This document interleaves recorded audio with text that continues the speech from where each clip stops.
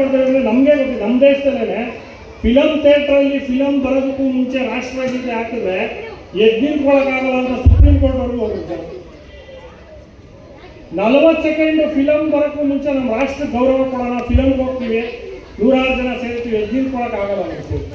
ಅದಕ್ಕೋಸ್ಕರ ನಾಗರಿಕರ ಶಿಷ್ಟಾಚಾರ ಈ 5 ಕುಟುಂಬ ಪ್ರಬೋಧನ, ಸಾಮರಸ್ಯ, ಅದಾದ ನಂತರ ಪರಿಸರ ಸಂರಕ್ಷಣೆ, ಸ್ವದೇಶಿ ಚಿಂತನೆ, ನಾಗರಿಕ ಶಿಷ್ಟಾಚಾರ, ಈ 5 ನಾವು ನಮ್ಮ ವಸತಿಗಳಲ್ಲಿ ನಮ್ಮ ಮನೆಗಳಲ್ಲಿ ಫಾಲೋ ಮಾಡ್ತಾ ಬರ್ತಾ ಇದ್ದರೆ ಅದೇ ನಾವು ನಮ್ಮ ಹಿಂದುತ್ವಕ್ಕೋಸ್ಕರ ಕೊಡುವಂಥ ದೊಡ್ಡ ಕೊಡುಗೆ ಅಂತ ಹೇಳ್ತಾ ನಾವೆಲ್ಲ ಅದನ್ನು ಫಾಲೋ ಮಾಡೋಣ.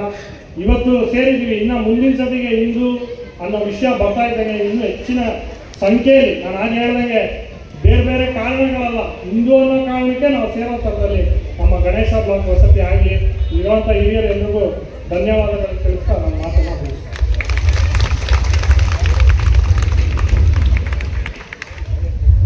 ಕಾರ್ಯಕ್ರಮದ ಬಗ್ಗೆ ಸವಿಸ್ತಾರವಾಗಿ ತಿಳಿಸಿಕೊಟ್ಟಂತಹ ಹಾಗೂ ಮುಂದಿನ ನಮ್ಮ ಪೀಳಿಗೆ ಚೆನ್ನಾಗಿ ಬಾಳಿ ಬದುಕಬೇಕಾದರೆ ನಮ್ಮ ಹಿಂದೂ ಸಮುದಾಯ ಒಗ್ಗಟ್ಟಾಗಬೇಕು, ಎಚ್ಚರವಾಗಬೇಕಿದೆ ಎಂಬುದನ್ನು ತಿಳಿಸಿಕೊಟ್ಟಂತಹ ಶ್ರೀ ಮುರಳಿ ಅವರಿಗೆ ಧನ್ಯವಾದಗಳು.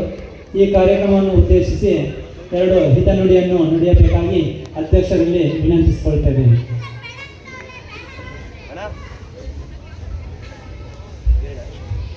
ಮುರಳಿಯವರೇ, ಎಲ್ಲ ಸಂಘದ ಹಿರಿಯರೇ, ಕಾರ್ಯಕರ್ತರೇ ಹಾಗೂ ಇಲ್ಲಿ ನೆರವೇರ್ತಕ್ಕಂಥ ಸಹೋದರ ಸಹೋದರರು, ನಾನು ಡಾಕ್ಟರ್ ಆಗಿರ್ತಕ್ಕಂಥ ಕಾರಣದಿಂದ ಹೆಲ್ತ್ ಬಗ್ಗೆ 1-2 ಮಾತಾಡ್ತೀನಿ.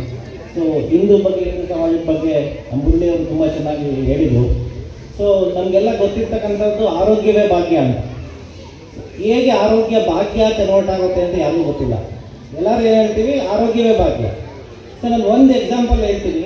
ನಿಮ್ಮ ಮನೇಲಿ ಯಾರಿಗಾದ್ರೂ ಒಂದು ಮಧುಮೇಹ ಅಥವಾ ಡಯಾಬಿಟೀಸ್ ಕಾಯಿಲೆ ಇದ್ದರೆ ತಿಂಗಳಿಗೆ ಎಷ್ಟು ಖರ್ಚಾಗುತ್ತೆ? ಒಂದು 30 ವರ್ಷಕ್ಕೆ ಡಯಾಬಿಟೀಸ್ ಕಾಯಿಲೆ ಬಂತಂದರೆ 1 ತಿಂಗಳಿಗೆ 1,000 ರಿಂದ 3,000 ರೂಪಾಯಿ ಖರ್ಚಾಗುತ್ತೆ. ಅದು ಆಮೇಲೆ ಜಾಸ್ತಿ ಆಗ್ತಾ ಹೋಗುತ್ತೆ. 5